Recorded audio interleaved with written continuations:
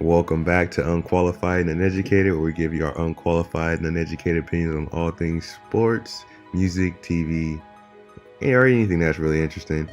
Today's episode, I know we're kind of late, but this is the trade deadline episode where we're just going to talk about grades, fake grades, our reactions and expectations from the trades. So we got the normal lineup today. What's up, Carl? How you doing? What's up, man? Going good. Pretty tired right now because in the morning I decided that, first off, I decided I was going to run a 10K, which, crap, that's like 6 miles. So I ran for 3 miles, and then I decided to play basketball. So I am dead ass tired, as some people would say. Wait, you ran a 10K? Why? No. I'm gonna run a 10K. I'm tripping. So I ran 3 miles today. Oh, you did the prep. You did the prep. Yeah, I'm prepping, and then played basketball, and I am wiped. When is the 10K? Honestly, I don't know. I haven't signed up for it. Well, good luck with that. Hopefully not soon. Yeah. Good luck with that. What area is it gonna be in? Do you know that? Oh, it's gonna be in Fresno. Oh, okay. So we did this race. It's called the California Classic, mm-hmm. and you go out of like downtown Fresno. And we did it last year as a 5K.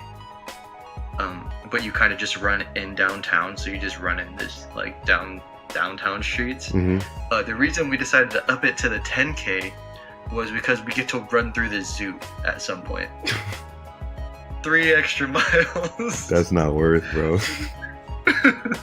I don't think that's worth it. I don't think it is either. I mean, wait. How much does it cost to go to the zoo? Honestly, I don't remember. Probably like $20. $20? Probably. Is 3 miles worth $20? Bro, is 6 miles worth like $60? Because that's how much I have to pay to do the race. Oh man, you could just ran 6 miles for free on the side of the road. I know. Why don't you just run next to them? Like, is it possible for you to run like outside the race while they're running the race? Just run next to the barrier. Yeah, just run right on the side of the line. And they're like, "Hey, you gotta stop running, bro!" Like they try to stop you from running. You can't run without paying. So who are you doing it with? My sister Stephanie, and then Emma, she's gonna do it. Oh yeah, okay. Like Ian is gonna do it too, I think. So. All right, so you got a full roster. Shout out to the Carl fam. Yeah, it's gonna be fun. Sounds like fun. My feet hurt so bad today, and I had only ran like 2.5 miles, and my feet were dead. I was like, oh my god. But you balled too, so that's right. It had to affect something. I was struggling after like right in the middle of the first game. My feet just like this crazy pain. I was like, and we still were gonna play for another hour and a half. I was like, oh, this is gonna be real good. Man, that's funny. Like today, all I did today was just work out my legs. I went to the gym and did leg day. My legs are done. They're done. And they're just done. The worst thing is like they at the well where they have like the squat racks, and right. They have these racks where pretty much when they have like the main 3 that everyone goes to because it's on a platform and it's right next to the deadlift thing, so everyone takes those first. But I always get one of the ones on the side because there's a mirror, so I can kind of look at my form a little bit. But the only thing that sucks with those. The thing that sucks is you get like the way that they're set up. It's like they're set up for one person to go on one side and the other person go on the other side.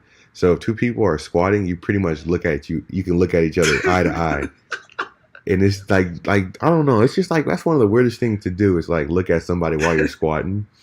And then so now that is weird. It's just weird. And then so this dude today, like there were so many open racks where he could squat, but for some reason he just jumped to the one that I was already squatting on. And then the whole time we were just like looking at each other. And then it got to a point where I was like, you know what, Brett, I'm gonna like break up the rotation and like let you go. I'm gonna get some water and then I'm gonna like like cool down, and then I'm gonna go after you go. But I gave him like a minute and 30 seconds. He didn't go, and then when I went, he went at the same time I was going. Bro, I think I was. It was like some type of peacock mating ritual. I was in just going up and down, eye contact. I was like, bro. Like I'm just trying to get this workout in, dog. I didn't join a mating ritual, dog. I just want to get this workout in so I can go home and watch the game. This dude was trying to set up some courtship. I don't know what this problem was. Because every time I was squatting, he would do it with me. So we're just going up and down at the same time. I'm like, bruh, like, this got to stop. This got to stop. So I was like, you're in way too deep. I couldn't stop because like I was in the middle of my workout. Like in the time that it took for me like to wait for him to finish his reps and do all this, get water and stuff. I wasted 30 minutes on the squat rack. I was in the well for 30 minutes, only did one exercise. You in a commitment now with that guy. We're in a committed relationship. If he's not at that squat rack on Sunday, I'm gonna be pissed off. He said eye to eye. we were pretty much eye to eye squatting for like 30 minutes. There's nothing deep. There's not a relation. You can't go deeper than that in a relationship. That is deep. That's some intense stuff. When I woke up this morning, I did not think I would enter a relationship like that. Enter that type of relationship that quick and get that deep that quick. That's deep, bro. That's deep. It's as deep as I thought I was gonna go this morning.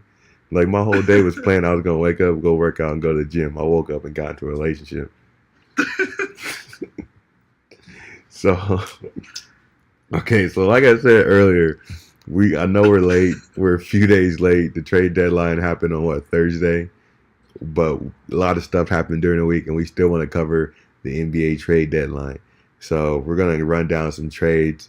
We both got some lists up. They're not going to be any random order, but we're just going to talk about some of the more interesting trades. The first, I got a list that's up right now. The first trade that we're going to talk about is the trade between the Memphis Grizzlies and the Toronto Raptors. So the Memphis Grizzlies sent their star center, Marc Gasol, to the Raptors for Jonas Valanciunas, DeLon Wright, CJ Miles, and the 2024 second round pick. How do you like that trade?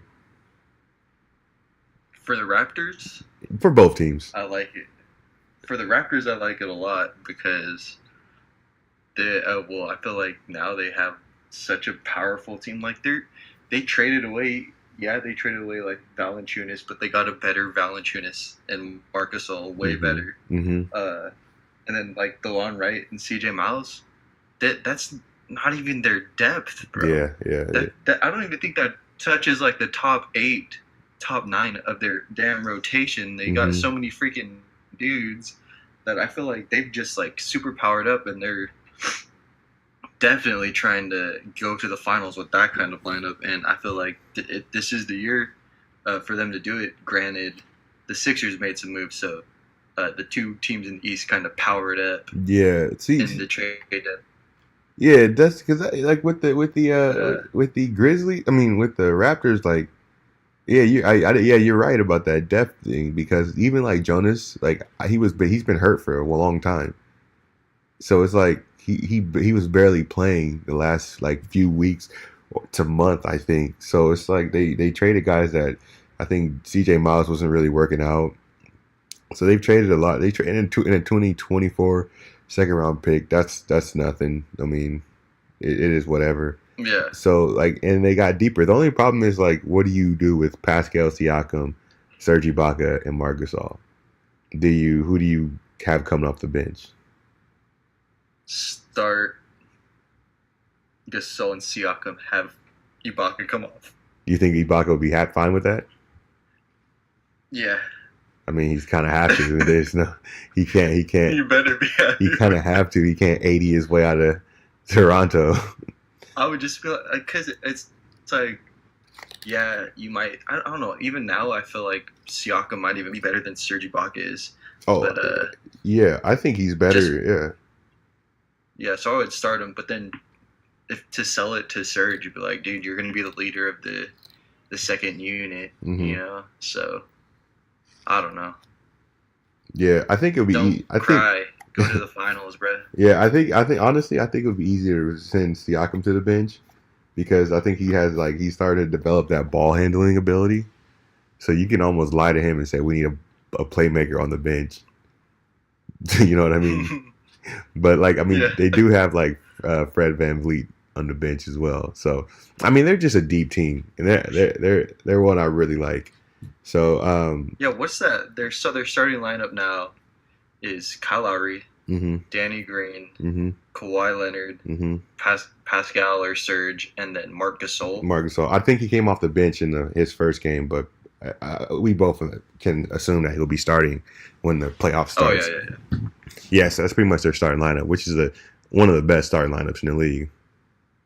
Yeah, because that's defense and offense. Because Marc Gasol, hasn't he won Defensive Player of the Year? Yeah. He's won Defensive Player of the Year. So I mean, he got defense and he can shoot, and he can pass. Yeah, that's crazy, man. So they've powered up. Yeah, so it's been a while, but I mean, he's older now, but he's still valuable, and I still think he's like you said, he's an upgrade over Valanciunas, and they traded away things that won't affect them this year or won't hurt them. Right. On the Memphis side, are you surprised Mike Conley didn't get traded?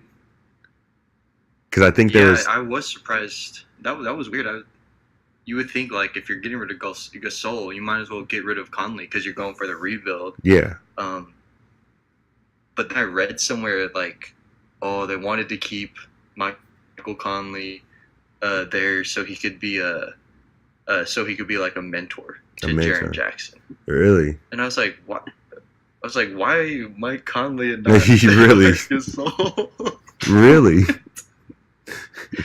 I read it. It was in a Bleacher article, so I don't know how good that is. But I'm thinking you should have tried to get rid of, or maybe they tried to get rid of Mike Conley that whole time. Because there was a thing where I think Utah was trying to get Mike Conley and a Ricky Rubio, a deal set around Ricky Rubio, I saw something like that. So I was thinking I think they could do it, but you brought up this whole mentor thing. I was like, oh. Okay, he's going to teach Jaren Jackson to be a point guard. Okay, that makes sense. I read that and I was like, huh? That makes sense. I mean, Zebo was out there. They could have talked to the Kings about getting Zebo involved, and that's a better mentor. Bring back the OG grit and grind guy.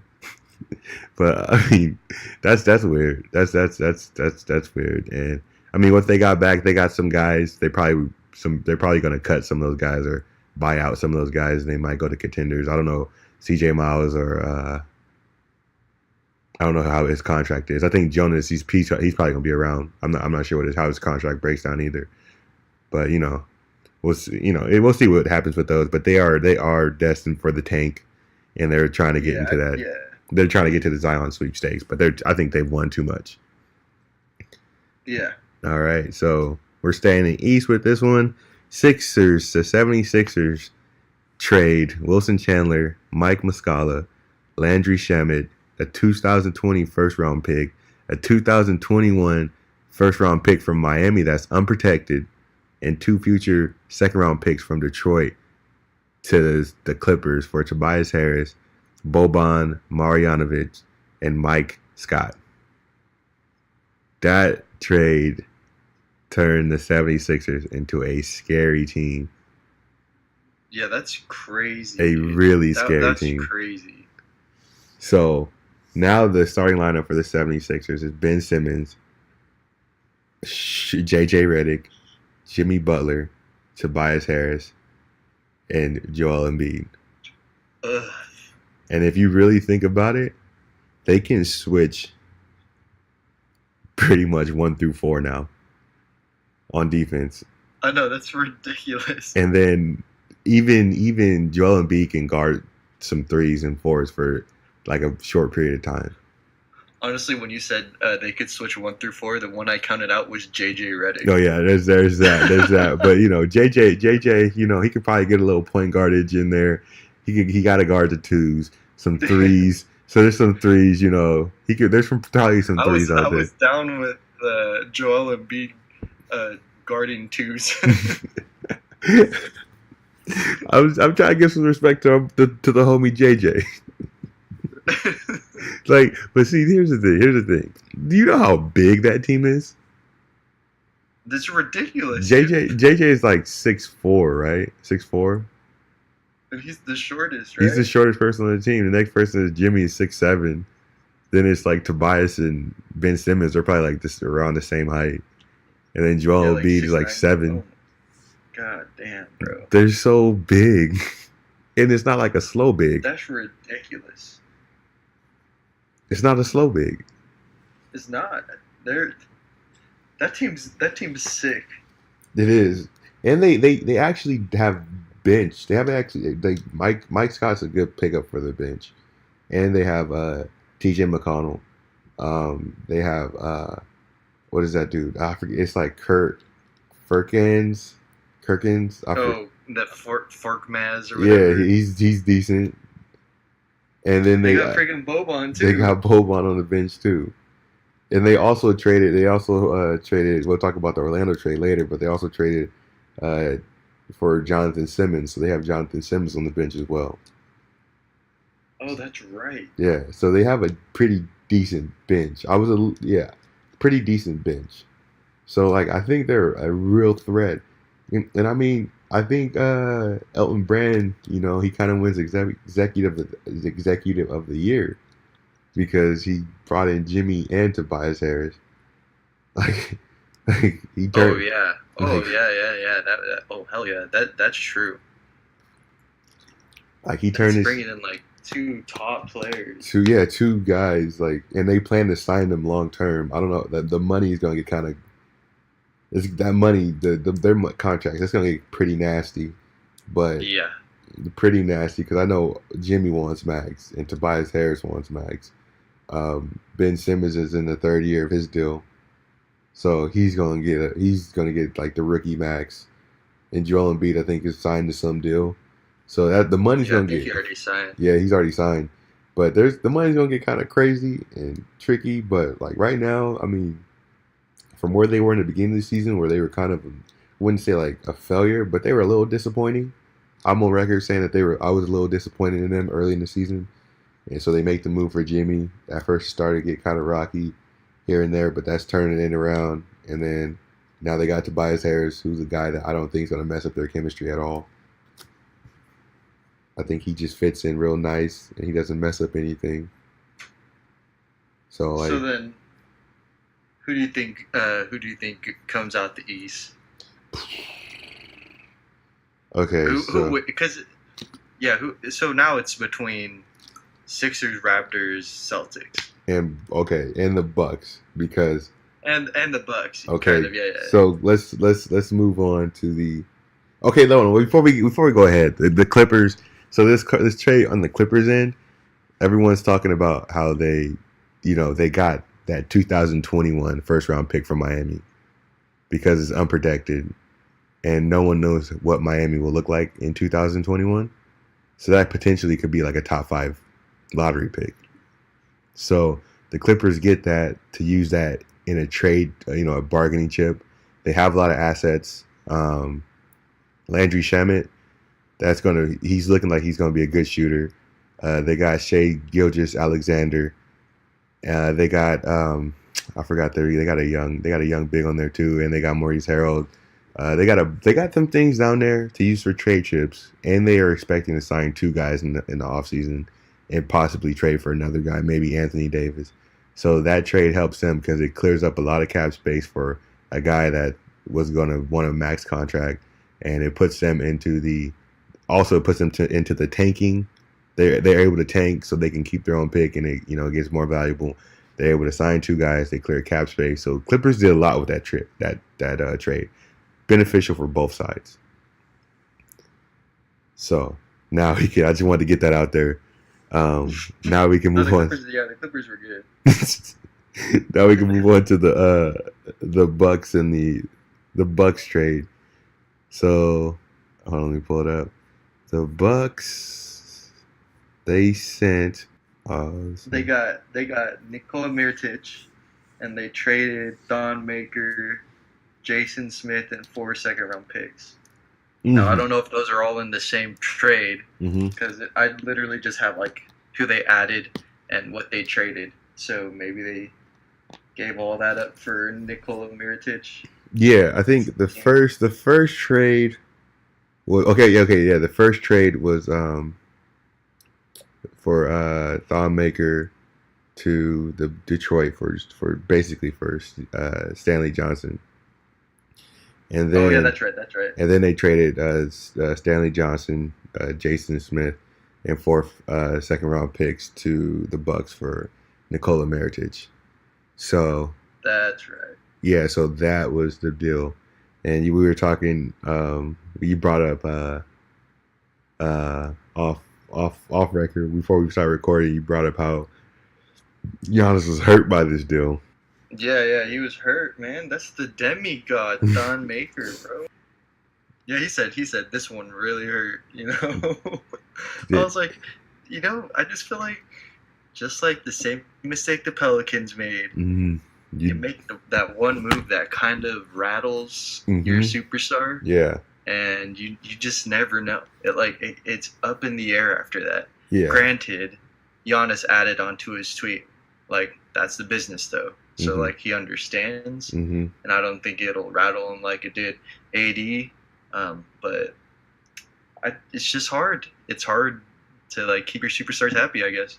I mean, it's tough. I think it's tough, and we're going to talk about this later on the Kings when we talk about the Kings. But it's tough. Willie Cauley-Stein came out and said it's hard when you practice, you're running, you're building a brotherhood, a friendship with people, and they just get traded. So I do understand that. As far as the Bucks go, for this deal, I think it just supercharges them because Nikola Mirotic, like when he got traded to the Pelicans and earlier in the season, he was like lights out from 3, and I think they're just doing that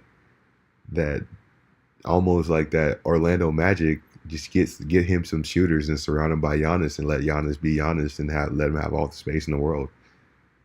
Because that's true. This is because now they have Brook Lopez on the 3-point line, Nikola Mirotic on the 3-point line, Brogdon on the 3-point line, and Eric Bledsoe on the 3-point line, and they're just like, Giannis, go to work. That's super crazy. I didn't think about that really. That's true. So the Bucks are gonna keep on doing what they do, and they've been crushing everybody this season. So what they've been doing is working, and all they did was, add a bazooka or add another rifle to their artillery. That's what they did. Like Nikola Mirotic is a shooter. He's a shooter that if I remember correctly, he can play defense too, and he can still, he's not just like a liability. He can actually rebound and pass and other thing. So it's like I feel like this was like really good for them because they're just superpowered. They're supercharged. So this is a deal that is not as big as like what Toronto did and what Philadelphia did, but it made the Bucks stronger.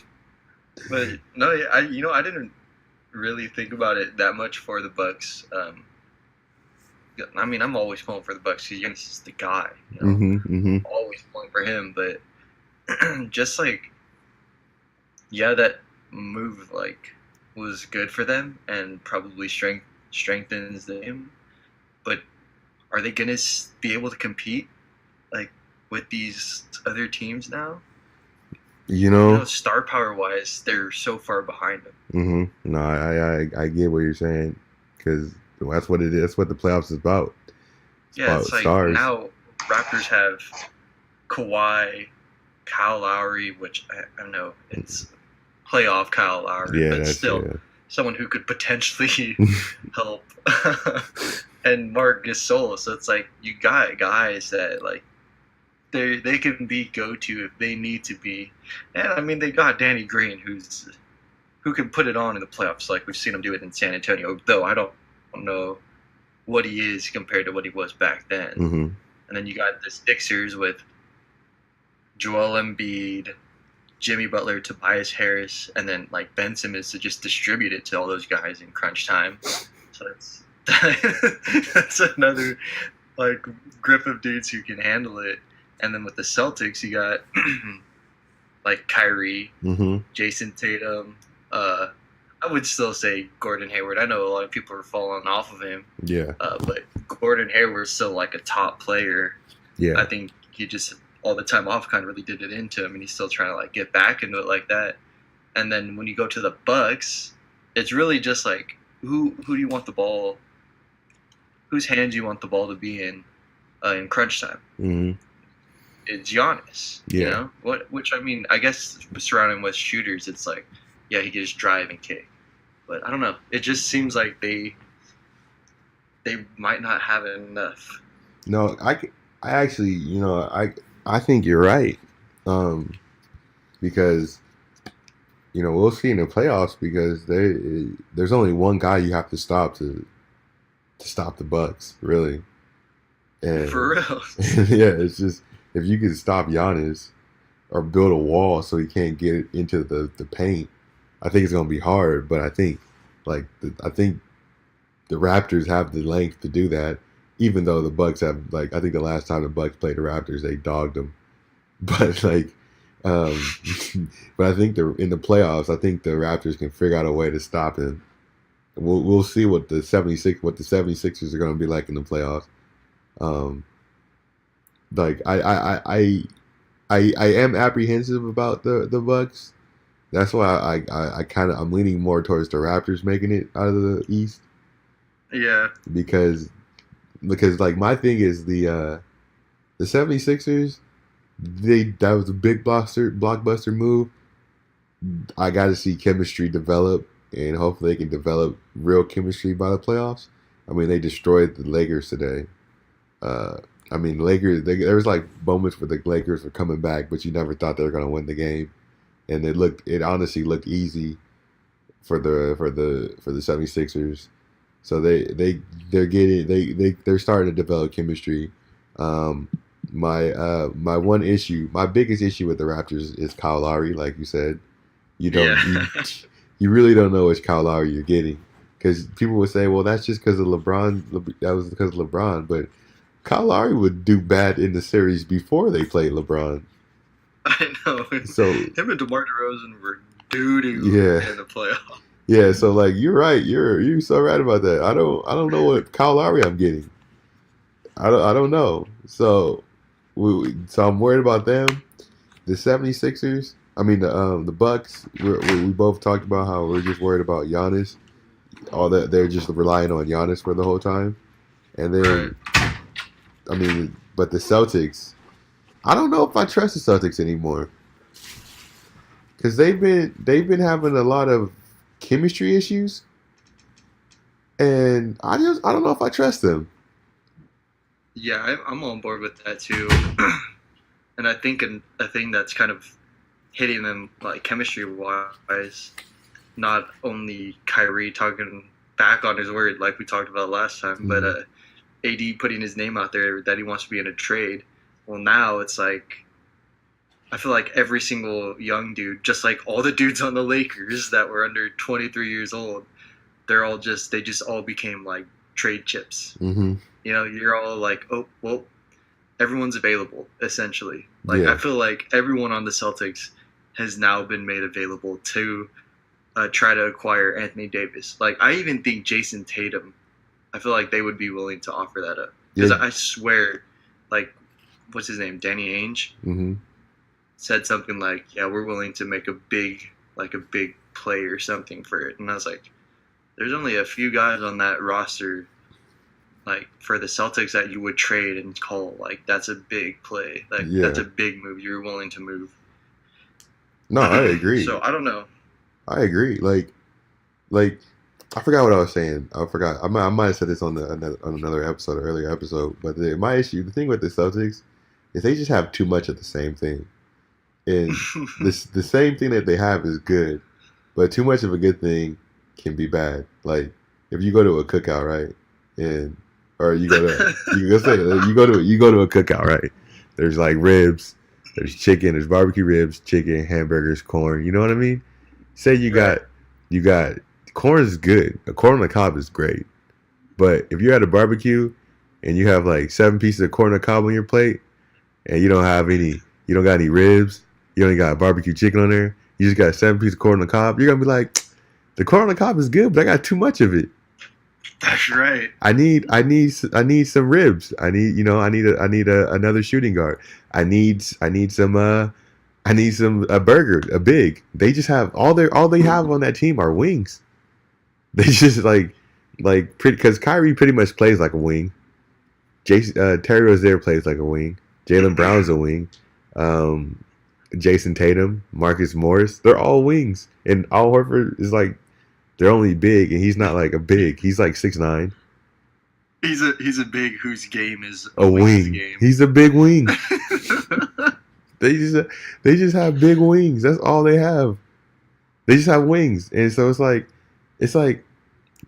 you know, I thought they were gonna make a trade, but the only thing that they want to do is go after Anthony Davis, which is understandable.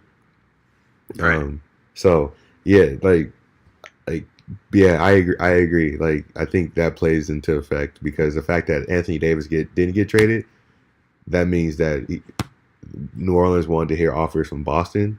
So pretty much the Lakers' young players and the Boston's young players are turned into trade chips now. They're literally all in like limbo. So it's like, how hard do you play for a team? Yeah, that's what I mean. It's like, how hard do we? I guess you would say, I'm gonna play hard and do what I can for this season, and then whatever happens in the off season happens. But I know that's easy to say, but is it easy? Can you really compartmentalize something like that so easily? Yeah, I don't know. That's just weird. All right, so moving. We could talk about. Let's move on to another trade that the 76ers did. They traded Markell Fultz to the Orlando Magic for Jonathan Simmons, a protected. Oh yeah, they traded Markell Fultz to the Magic. The 76ers received Jonathan Simmons, a protected 2019 first round pick and a 2019 second round pick. How do you like that trade? Well, granted, I still don't think I've really seen Fultz play, but I mean, he had those few games. I don't know, at the end of last year. I think it was last season. Yeah. At the end of last season, where he was actually putting up like 10 points, 11 assists in a game, and like 8 rebounds. So it's like, oh, like maybe this dude can play. Mm-hmm. But then you see him shoot, and it's like, I don't know if this dude knows how to play. But for the Magic, I mean, I don't mind it. They're giving up Jonathan Simmons, which, I mean, yeah, he's a good piece, but he's like a playoff piece. Yeah. You know, like, Matt ain't going to the playoffs. Okay. First round pick, it's like, okay, they use their first round pick to draft Markell Fultz. Mm-hmm, pretty much. So it makes a little bit of sense to me. I like the idea of taking a chance on this guy he was in his draft class. He was easily like head and shoulders above, like, as a prospect. Everyone wanted him. Yeah. You know, so there's something that has to be there. Yeah. And maybe they have some way of figuring out what was wrong with him. Yeah, and I agree because their pick is protected, so it's obviously like lottery protected. So Orlando most likely will be in the lottery, and they won't make the playoffs, so they'll probably be in the lottery. So they're going to keep their pick. Markell Fultz, yeah, like you said, I believe in him. I still believe in him. There's something there. You don't get drafted number 1 overall, and there are busts out there. There's Anthony Bennett. I'm still fighting for Anthony Bennett. That wasn't his. No. Everybody says, and I saw this on First Take the other day. They call Anthony Bennett a bust. It is not his fault. No. He was not projected to go number 1. If you remember that draft, Cleveland, they picked him number 1. They screwed it up. Even Bill Simmons during the draft was like, "What? Because everybody was like, they're not going to pick him first. They changed the game plan. He's not a bust. He should have been drafted like 13th overall or something like that. They did him dirty. It was the Cavaliers' fault. It was the Cavaliers. Like I think that was a 2013 draft. I think that was Giannis's draft. He did not stand a chance though. Like because Victor they didn't do that draft right. I think Nerlens Noel was supposed to go number 1 overall, but he was like hurt. I remember that year. Nerlens was the Kentucky product that year. Right. And he was supposed to go. Victor Oladipo was number 2. I think Nerlens, because I remember, and I feel bad about this, but I remember watching Nerlens, and he kept on falling. And every time that he fell, they would go back to the camera, and he was just looking there like with like a smile, but you know that smile was fake, and I just couldn't help but laugh. They were just like, and Nerlens fell another spot. Nerlens fell another one all the way to Philadelphia, and that was at the time Philadelphia was just tanking. Yeah, that's when they were so poo. Yeah, he looked so hurt when he got drafted 6th overall. I was so hyped because I thought the Kings had a chance because we were 7th, and then I was like, we're about to get Nerlens. I thought Nerlens and Boogie would be it. But then we got the boy Ben Mack. So, yes. But that's going off topic to say. Pizza guy. That's going off topic just to say that Markell Fultz has a chance. Orlando doesn't even have a point guard. This is perfect for them. This is perfect. Is he healthy? Is he healthy right now? Who, Markell Fultz? Yeah. His body's healthy. I think his brain's not. I'm not even I'm saying it's like now in the most nicest way possible. I think he has like yips. I think that's what it is. I think Jimmy Butler effed him up before he even got there. Yep. He just heard Jimmy was coming. He said, "I gotta shut down now." He said, "Oh shit." Yeah, I think he has like a yip or something. I think he just like something's wrong. But mentally, if he gets right mentally, I think he'll be back. And he did have a triple-double at the end of last season. And he's definitely going to a team where, like, once he learns the offense or whatever, he could easily become, like, the starter, not even being, like, a great point guard. Because it's, like, DJ Augustine, I think, is their starter. That's their starter. Yeah, so DJ Augustine's not a starting point guard. Not at all. He definitely should be able to take over, and we can see what he's really about when he becomes like the point guard. Yeah, and I'd love to see him like become something like actually like be good. Yeah, because everybody said he's a good guy. They just, there just wasn't enough time in Philly, I guess. I just thought it was crazy that this fool could shoot in college. Mm-hmm. He came to the NBA, and then he broke. He just got broke. Somebody said like the coaching staff changed his jump shot. I don't understand. He was like shooting in college, like in people's faces. I remember watching a game, and he would just like pull up in dudes' faces and like whap them, and I was like, he can play, and then he couldn't play. I know. We'll see. I know. I know. Like that's crazy. Moving on. So the Bulls traded Jabari Parker and OG Bobby Portis to the Washington Wizards for Otto Porter Jr. Which is weird because I swear to you that the Wizards said that they are not trading Otto Porter Jr. the same day. Like on Thursday, they said they weren't trading Otto Porter Jr. for no reason, and then they traded him like 5 minutes later. Screw the Wizards. And I'm pretty sure the Kings were trying to get into that Otto Porter Jr. sweepstakes. So yeah, it's probably better that the Kings didn't get him just because that fool has a fat contract, doesn't he? It's a lot of money. I think he signed like one. I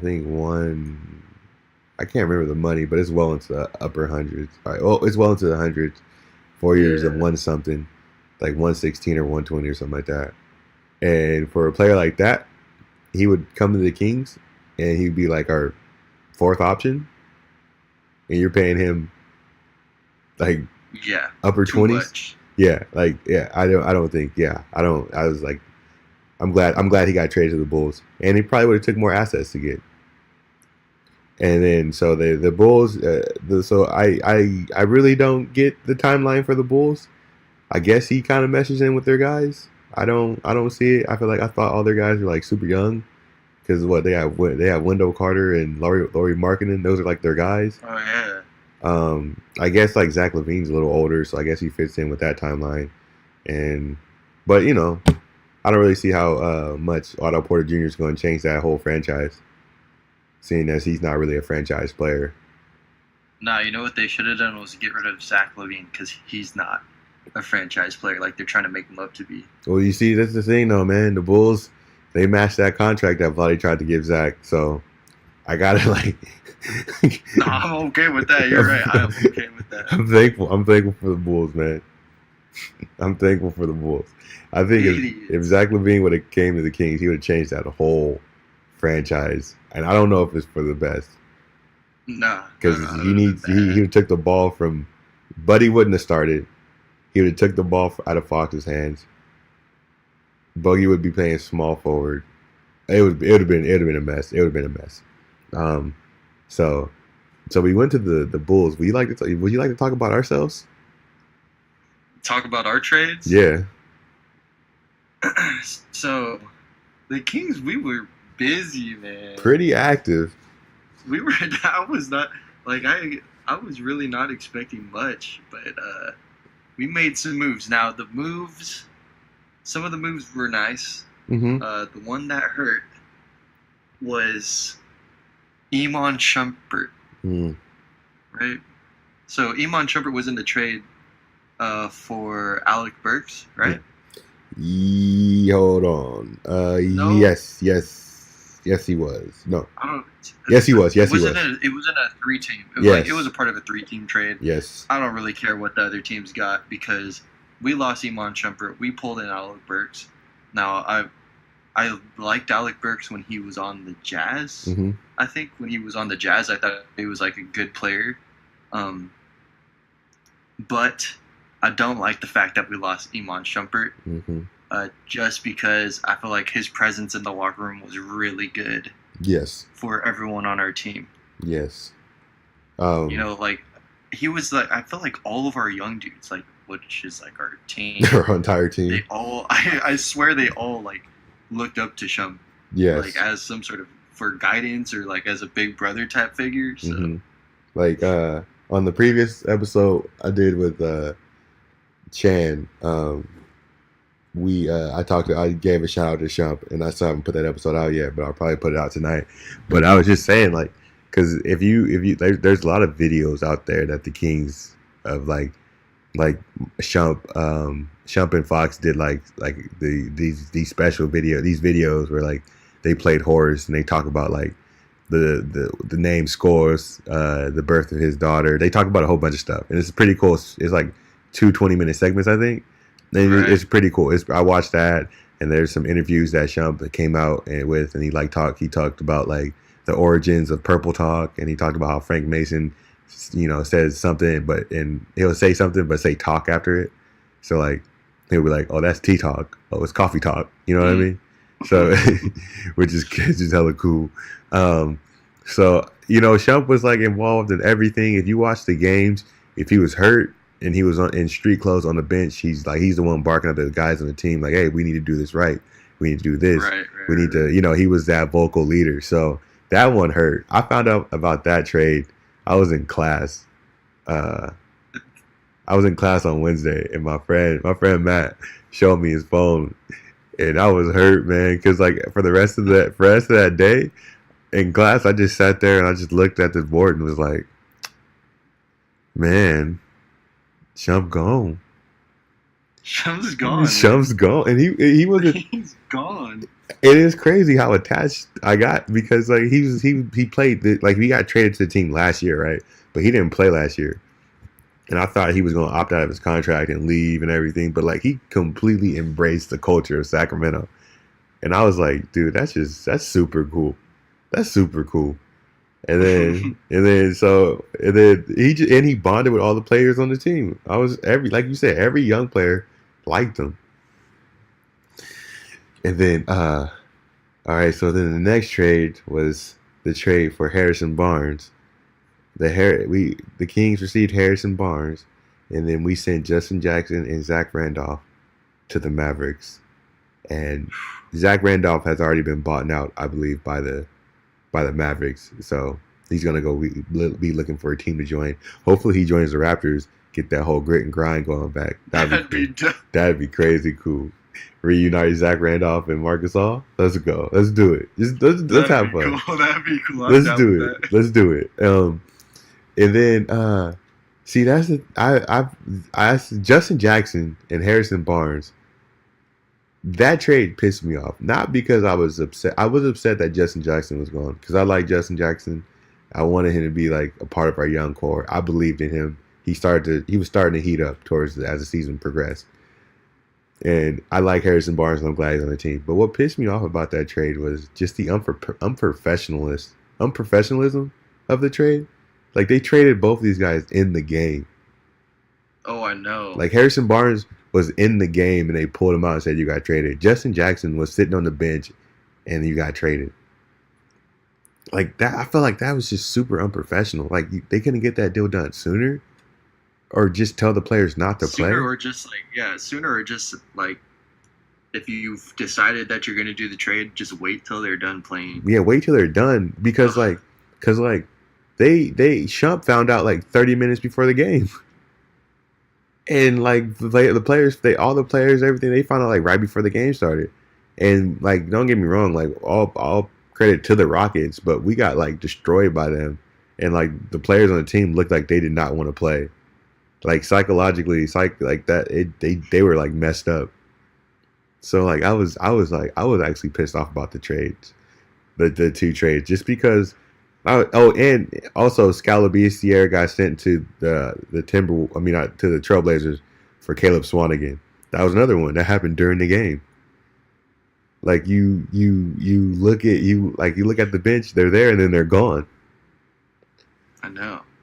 So, and every single one of our players were hurt. You get Buddy, De'Aaron Fox, Willie Cauley-Stein, they were all in their interviews. You could tell they were hurt, but they did the professional thing. People were a little upset with Willie's comments.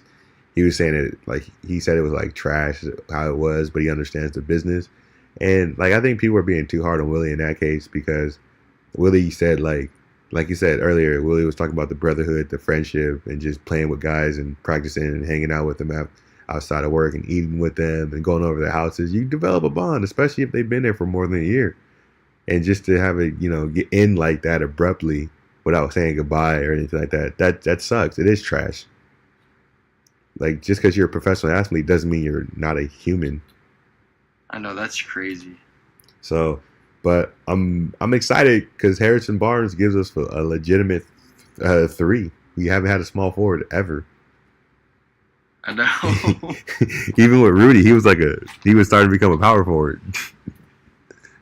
So, that it's awesome because we have a small forward. So our lineup now is De'Aaron Fox, Buddy Hield, Harrison Barnes, Belly, and Willie Cauley-Stein.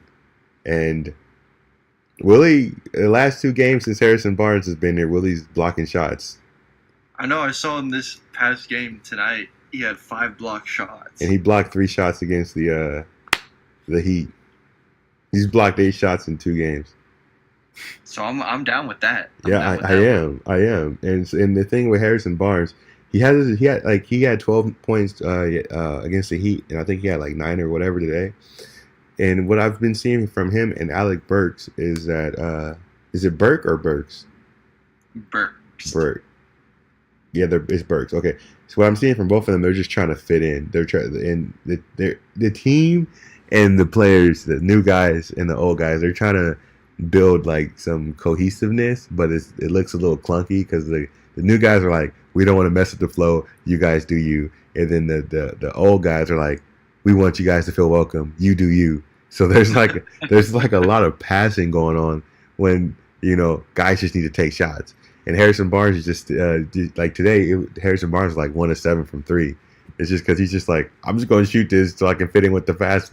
He's just trying to play fast. So he's I'm trying to fit in with you guys just running, but so I'll just shoot right now. So it's funny, but I think they can get it because some of the things that Harrison Barnes does, or some of the things that he does on a regular basis, we want that. Like we want him to post up smaller guards and smaller forwards. We want Alec Burke to slash the basket. We want those things. So hopefully those guys can get some development later on. So I like the trades. For the Maverick side, I'm excited about it too. Do you care about the Maverick side? I don't. Just take care. Just take care of Justin Jackson. No, man. that's really. Just take care of Justin Jackson. Luka, find my dude some open threes, man. Yeah, don't do him foul, bro. Don't do him dirty. That's Kuroko, bro. That's Kuroko, bro. That's him, bro. He's gone. Dude, he's really invisible. He's really invisible right now. His presence is gone. He's gone, bro. We'll never see him. Okay. Let's see. Okay. So, is there any? I'm checking. You got to check your list. Do you see any other trades that were interesting that you want to talk about? Well, I mean, kind of just like the Dallas Mavericks in general, because they did the Kristaps for Dennis Smith, DeAndre Jordan trade. Oh yeah, we didn't talk about that one. Wes Matthews. I don't think so. No, I thought we did, but yeah. So we that's on top of the Harrison Barnes. Yeah, so they did that. Yeah, we did talk about that on the last episode. Oh, the last one. That happened that long ago? Yeah, that one happened in January, at the end of January, I think. Damn, that's crazy. I think that kicked off like trade week. It happened like the week before. That's right. Yeah, that's right. That was like right before it all. Yeah, before the madness happened. Oh, that's right. Yeah. No, yeah, we talked about it. But like, let's talk about the Pelicans and the Lakers. That whole thing, because I'm not happy with it at all. No, I'm not either. Like, I know we talked about AD wanting to get traded, but like, I think it's really bad that a guy can go from team to team and cut the entire team. 5 players for one guy. That's the entire team. I know they were gonna give up. What was like? I don't remember. It was like Lonzo, Kuzma, Ingram, Zubac, and on top of that, first round picks, right? Yeah. It was like that and like 2 or 3 first round picks, and the Pelicans were still like, nah, we want 4 or something. It's like, what? Yeah. Yeah.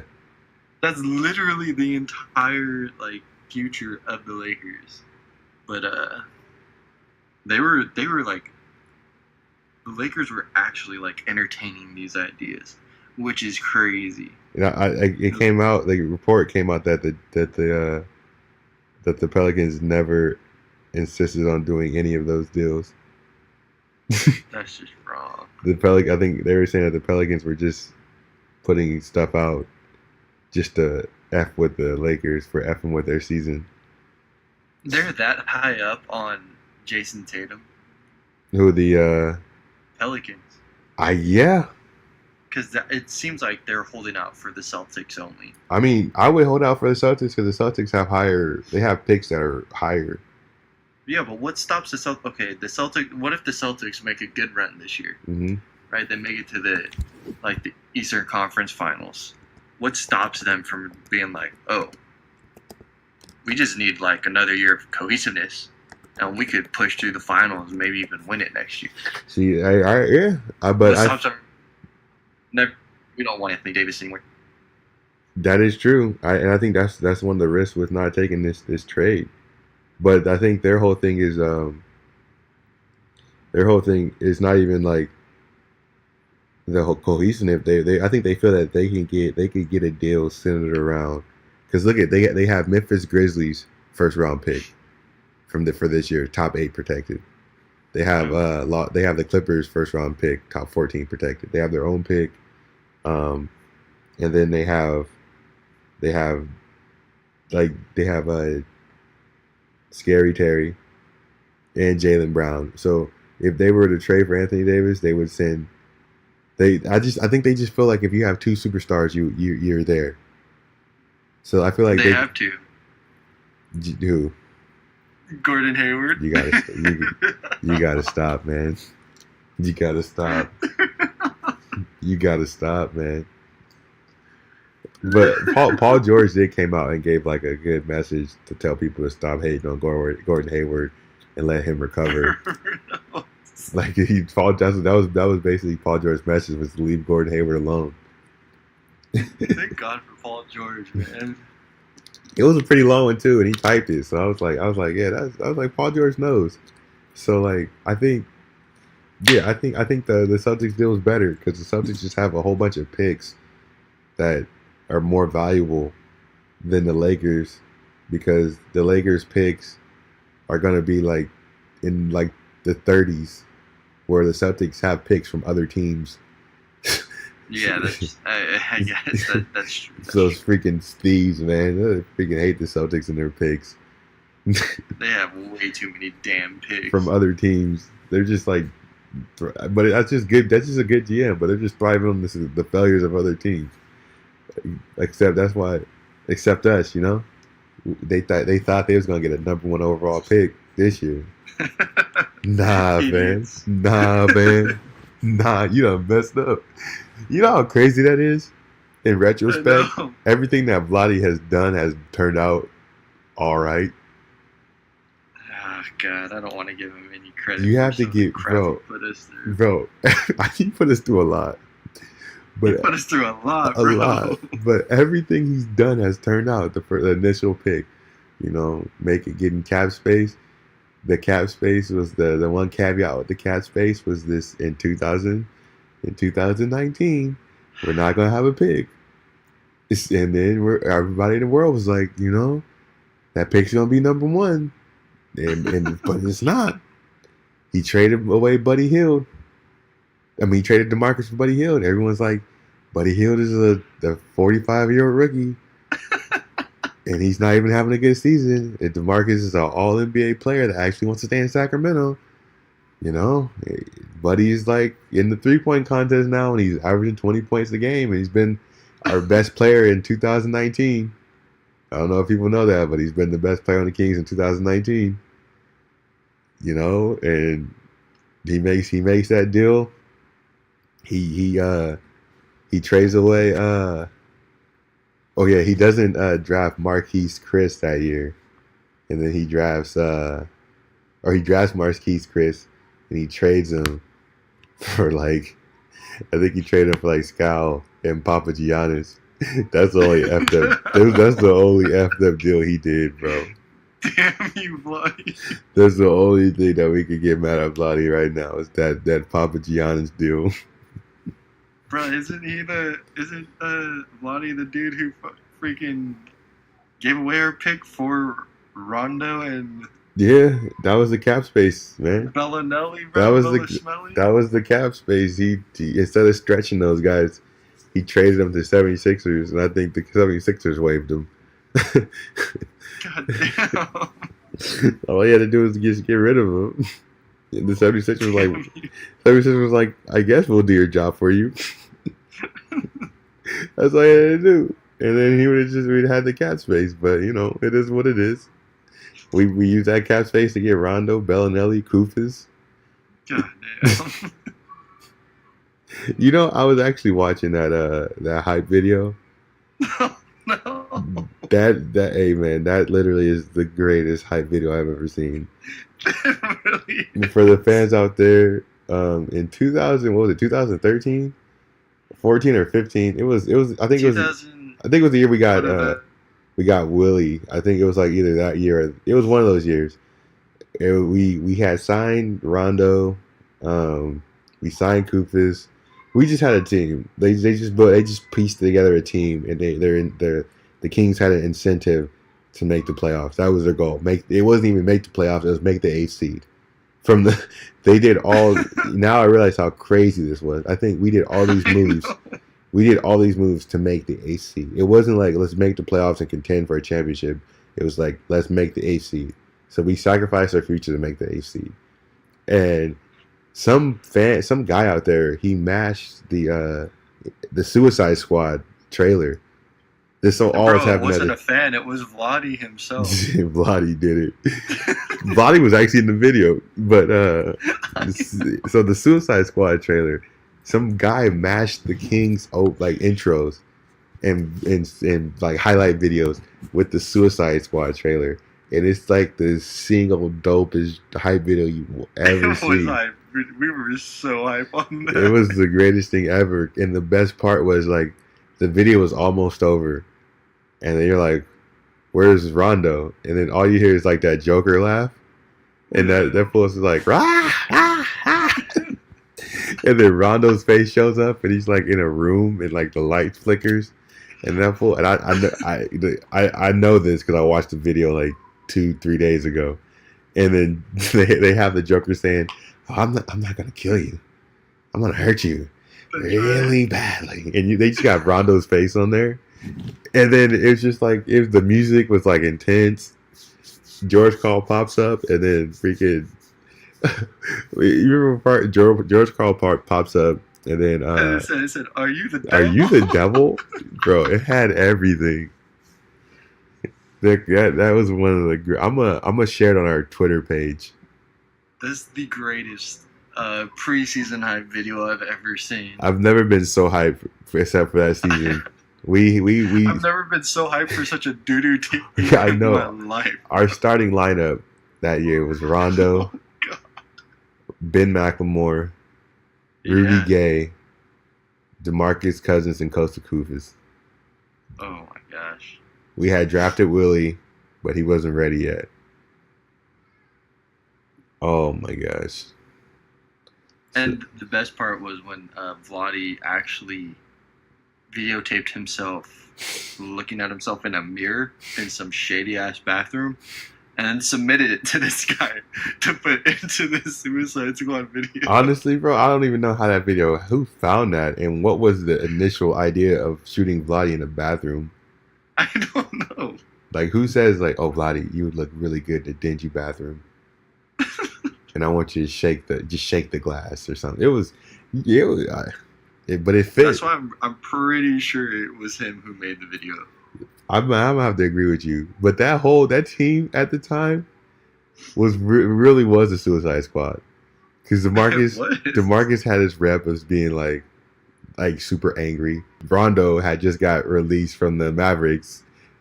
And his charade. he tried to go one-on-one with Rick Carlisle. That's right. It was so bad for them that NBA players, when they make the playoffs, they get money from the NBA for making the playoffs. And everyone on the team voted for Rondo not to get his money. Damn. If Dirk is mad at you, if you make Dirk mad at you, you're an asshole. You messed up, bro. You're an asshole. Like that's if Dirk gets mad at you, you're a horrible guy.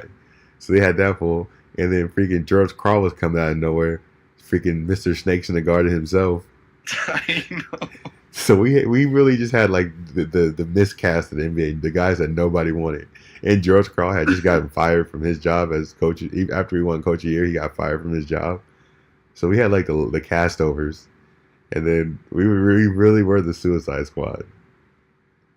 That's so funny. Oh yeah, Rudy Gay was like an analytics pariah after leaving the Raptors because they said he took too many long jump shots and didn't make any of them. So we legitly had the Suicide Squad that year, and as the Suicide Squad normally does, they kind of just blew up the whole season, and it was horrible. So that was a sad scene. Got to give respect to Vladi because he went from that lineup to the De'Aaron Fox, Buddy Hield, Bogdan Bogdanovic, Harrison Barnes, Belly, Giles Bagley. And that's why I got to give him respect because those are all his picks and his trades. Like, he completely changed the team. So I'll give it to him. He did something right in the end. Shout out to you, Vladi. I don't know how it happened. I remember 2 years ago he said if the team is worse, he said if you guys are upset with me in 2 years, I'll step down from my job. And I don't think he's stepping down. He did it. He did it. Shout out to you, Vladi. So I'm looking at my list, and I think we've hit pretty much all the important trades.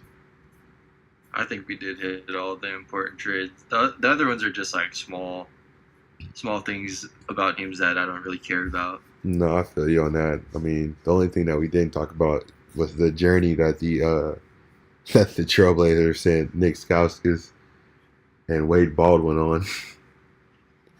How they got traded to those things was everywhere. They got traded to the Rockets, and then the Rockets traded them to the Pacers, and then the Pacers just cut them.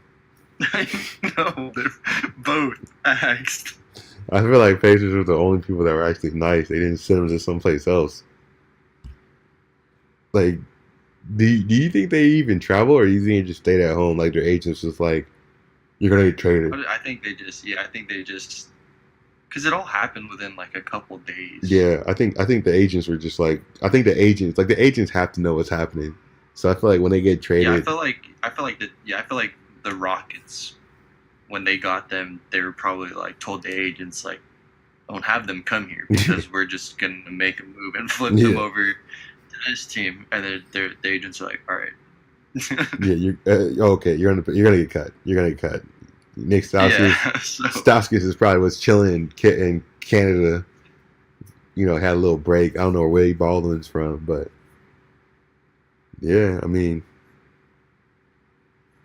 we pretty much hit everything. I mean, Avery Bradley got sent to the Grizzlies. Garrett Temple and Michael Green. JaMychal Green got sent to the Clippers. That move was strange to me because it seemed like the Clippers were going in for what I would say kind of like the rebuild, but then to pick up JaMychal Green and Garrett Temple, it's not really rebuilding players, but that's what I was thinking. I thought they were good guys to have on your team. Yeah, I thought they were going for the tank. Love Garrett Temple. Oh yeah, I honestly wish he was still in the Kings. Dude, he would have been like Shumpert for the Kings right now. Yeah, I wish you would have had him and Shumpert was. Yeah, I think it would have been great to have both of them. Yeah, we would have had a solid locker room. But you know, that was one. In the Garrett Temple deal, I still don't understand that one because they cut Ben. They literally they waived Ben, so there was no reason to even get Ben in the first place. That's the deal. That's one thing I didn't get about Bloody. There was no reason to trade Garrett Temple and get Ben because Ben didn't do anything the whole year. But Ben's the guy. Ben is probably at home, but I think we talked about it. I think we talked about it, but Ben has a couple songs out there on YouTube that are actually pretty good. Oh, okay, I'll go download them right now. They're actually pretty decent. Stuck to support my pizza guy. Pizza. Oh shit. Oh shit. Okay, so that was the NBA trade deadline recap and all the unqualified and uneducated glory that you're gonna get. Hey Carl, I have gotten word that people want us to talk about other things that's not sports. What kind of? And they just said that they like our opinions. Oh boy!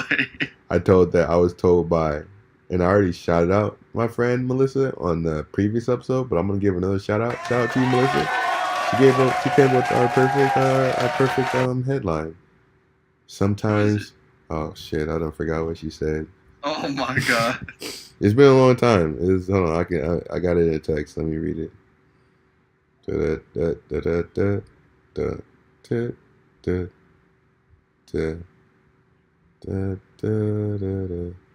don't think that's waiting music, bro. I don't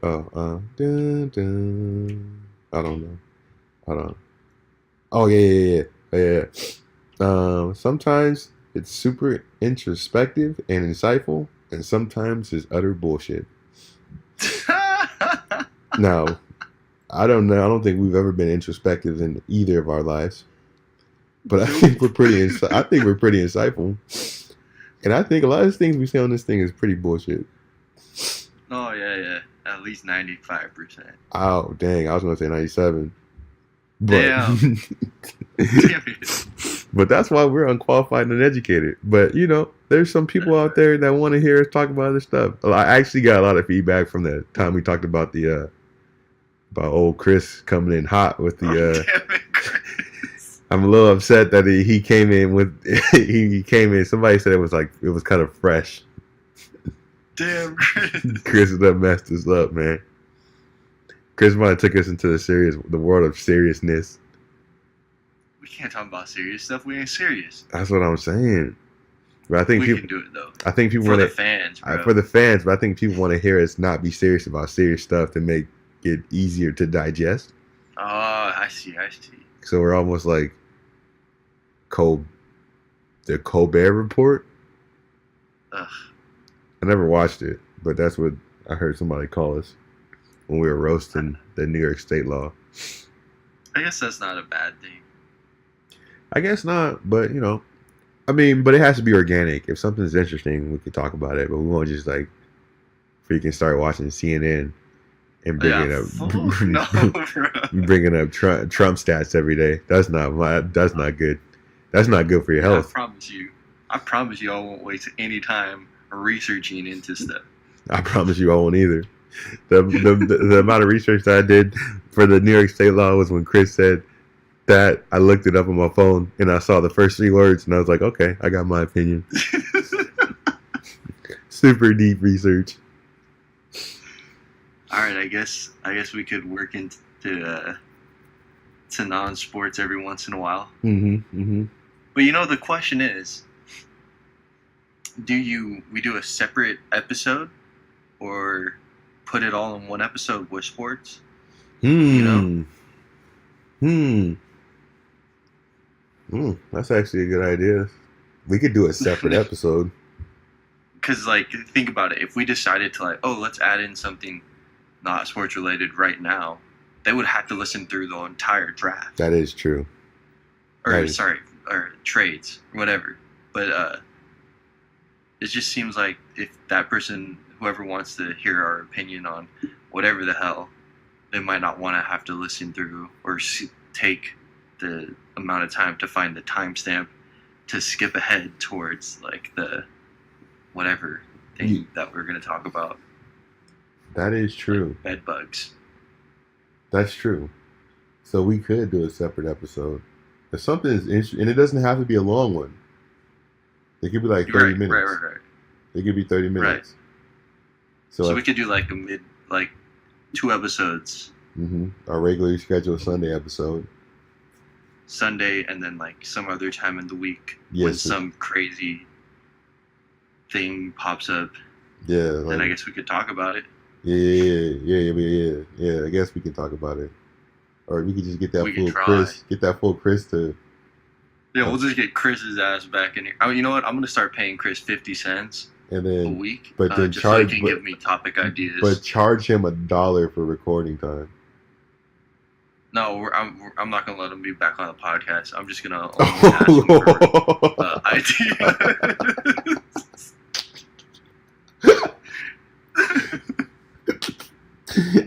All right, yeah. I'm with it. Rip, Chris. Hey, Chris, you got any new ideas? Here's 50 cents. Rip. He said, "Oh yeah, you want me to hop back on?" Nah, it's good. Rip.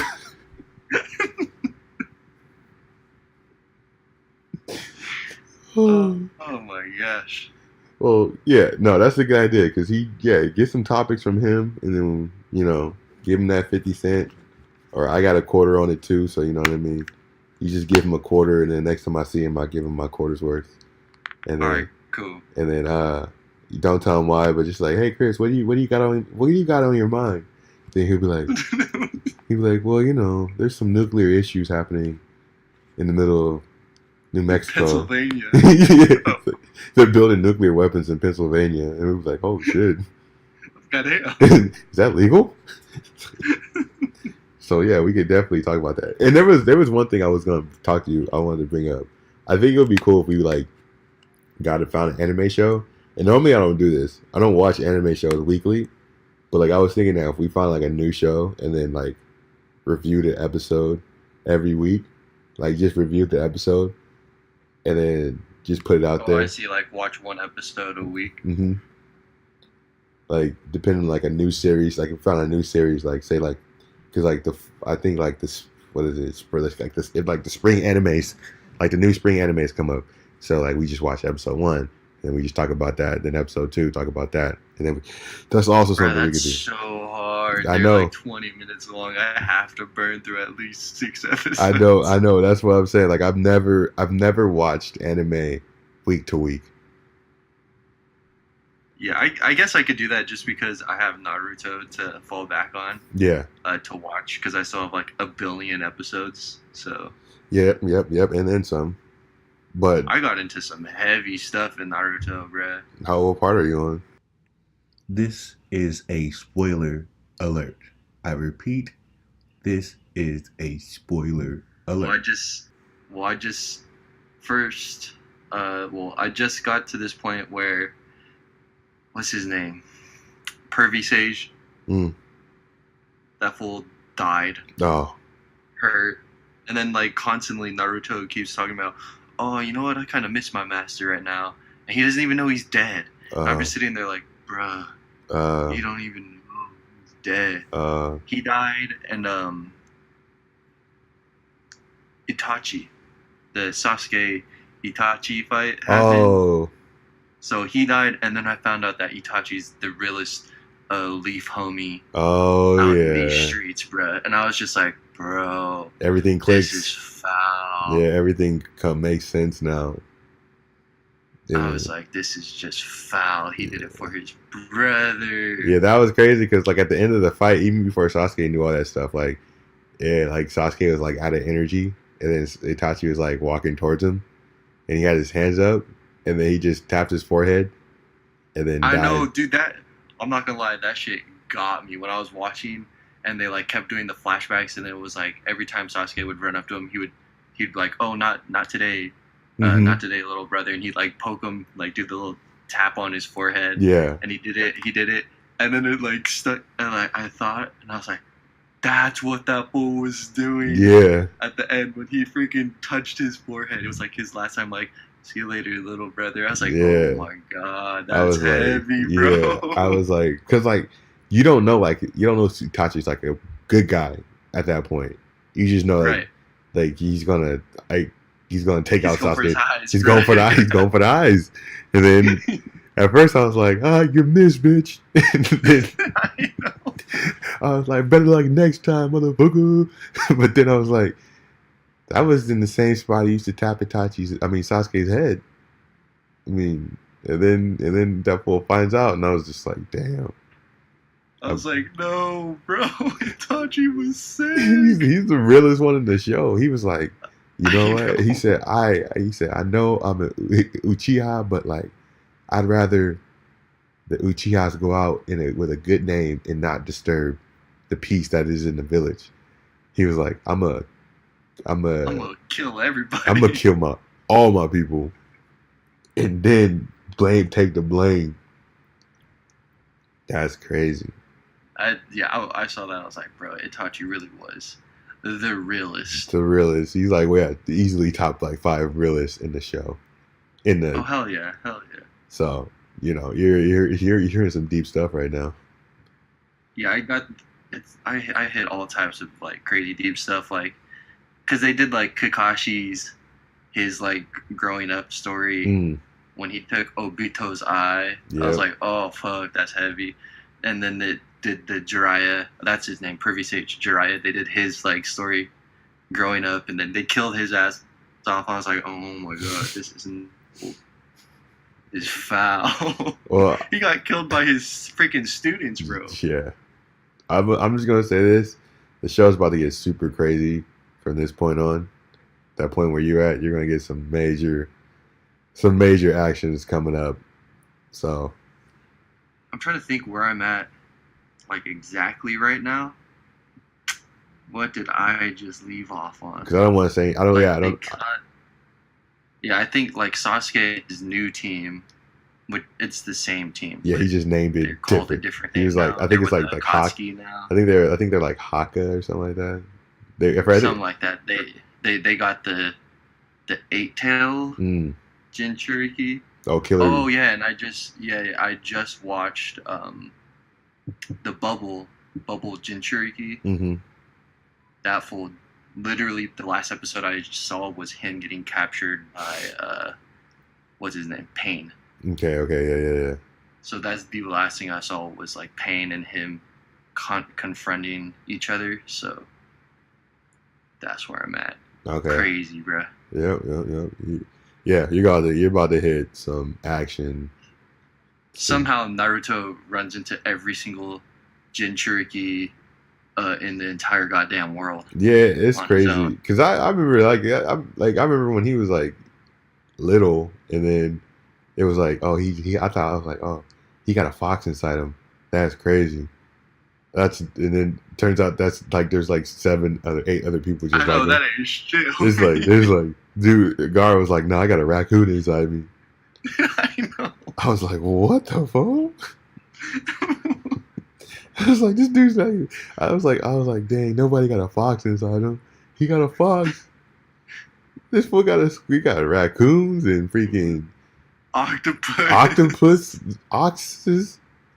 Yeah, octopus, oxes. Octopus. Octopus.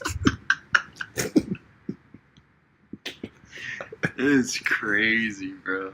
Yeah, but yeah, that show. I mean, like that's why I gotta like shout out to like anime and I gotta shout out to like manga people because like they make like they make like I think it's a chapter. They make like a chapter week by week. So everything that you're watching now is like the author thought of that within a week. He built upon that week by week. So if you like check out a manga, it like starts off with like him in the village and it goes on to like, the storyline goes on. But it's like it's not like he just sat down and was like a movie and like wrote out a script. Like he has deadlines because he has to put out a chapter every week. So like I always respect those guys because everything that you see is unless I'm saying something wrong, but in my imagination, everything that you're watching they came up with that. The author came up with that on the fly. So, and just how deep and like all the attacks and like even like the culture inside their worlds, like the rules behind like the Sharingan and like stuff like that. That was all came up with on the fly. Crazy, dude. That's crazy to me. But it's crazy because I just found out about the Rinnegan. Oh yeah. They only said it like whatever Payne has his the Rinnegan ocular that thing, mm-hmm. and they're all talking about how it's stronger. Yeah. Than the Sharingan, and I'm like, bruh, this dude's gonna be ridiculous. Bro, like I spent my whole like when I was back in like when I was like in high school, I didn't do like the running with my arms back behind my back. Lying ass. I didn't do that. You did that shit on the football field. But what I did, look, this is the corniest thing. This is what I did do. I will admit to this. This was my nerdy anime thing I would do. If I like needed to see something, I would close my eyes. Yeah, like say it was like in the dark or something like that. I would close my eyes and I'm like Sharingan. And all I didn't do anything except open my eyes wider. You're a savage. I would just be like Sharingan. Like if I like reading something I couldn't find it, I'd be like Sharingan. And if I was like in a dark room and then I couldn't see something, I would hit the Neji Byakugan. Like you're a savage. All I would do, there would be nothing different than when I would normally look at something, except this time, like I would close my eyes and I would just open them hella wider, and that gave me the ocular jutsu that I needed for that moment. So like my freshman year and sophomore year in high school, around those ages, like 14, 15, I had ocular jutsus in my eyes. I don't know where they went. I had the Byakugan. I had the Byakugan and the Sharingan when I was 14 and 15.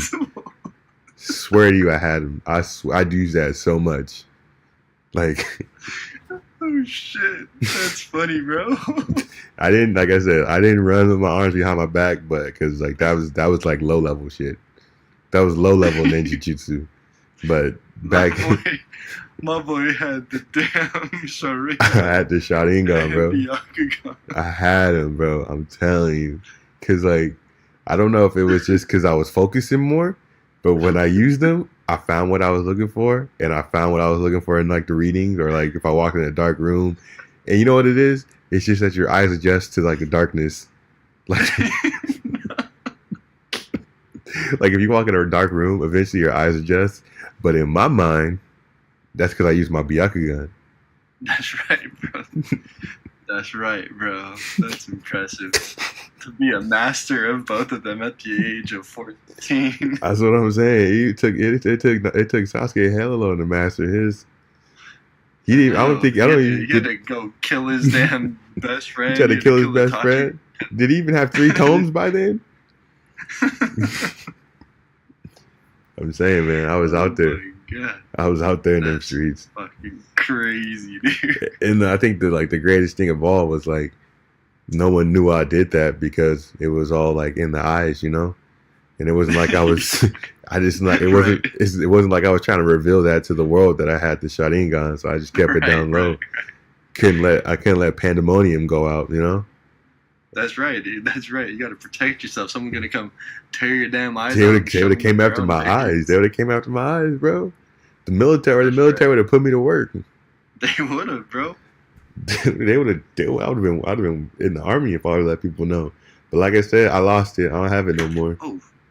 What was his name? You dead? I'm good. I'm good, bro. Luckily, I was using my Sharingan, so I avoided everything. It's crazy. Oh my gosh. I gotta start practicing more so I could get to my my Mango Yako. Oh, the Marty. What do you say? What'd you say? What did you just say? Adrian gets hella mad when I say it. I say Mango Yako. Mango Yako. Hey, you should be ashamed of yourself, man. She's like, it's Mangekko. I'm like, Mango Yako, bruh. I mean, technically, she has no right to tell you that. That's what I'm saying. You should be like, yo, that's my culture. You should be like, I think I would know if I'm pronouncing it right. Oh my gosh, that's funny. No, but I didn't have the Mango Yako, bro, because I didn't kill my best friend. I just had the regular one. I'm trying to get to my Mango Yako stage, bro. Bro, you gotta kill one of your best friends, bro. I dare your ass to come over here. I'm gonna take your eyes. Oh shit! Oh shit! I ain't never coming over, bro. I swear, bro, your eyes gone, bro. I ain't gonna do that Itachi shit either. I tap you on the head. My shit going straight in for your eyes.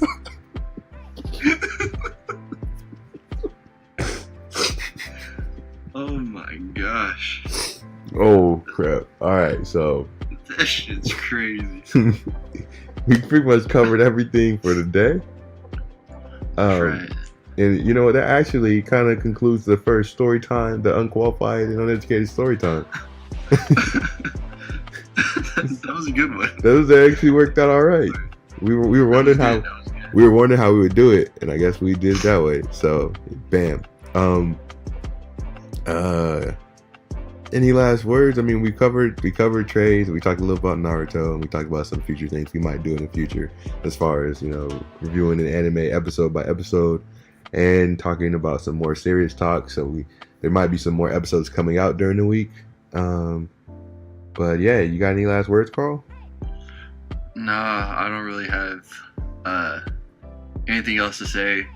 My throat kind of hurts from laughing about how I just learned how to use my Sharingan. So I got some shit to go practice, bro. Everybody has the power deep down inside. I'm gonna go train. Like, remember that kid Jalen that was a Super Saiyan? Oh gosh, that dude was a hero. Bro, because I think that video came out way later than I obtained my Sharingan. I was like, that dude super late. But you used your Sharingan and you're like, oh no, he really did become Super Saiyan. Yeah, I was like, he really is one. But I did think it was a rookie move because he put it on TV and internet and he tried to go viral. Right. You got to keep that in the box. So and you know what? No one's heard from him ever since. So he's probably in the military. Ever since, yeah, he's probably done. And the only reason why I'm putting on the podcast right now is because like I lost it. So allegedly. Yeah, same. That's why I have to go train. Yeah, I'm gonna try to get back allegedly. Just so. All right, so if you think that we said anything that we're not qualified to say, that's because we're unqualified. And if you think that we said anything on the show that was just completely stupid, it's because we're uneducated. That makes us unqualified and educated. Thanks for tuning in for the episode. As always, stay unqualified, live uneducated, and we're out.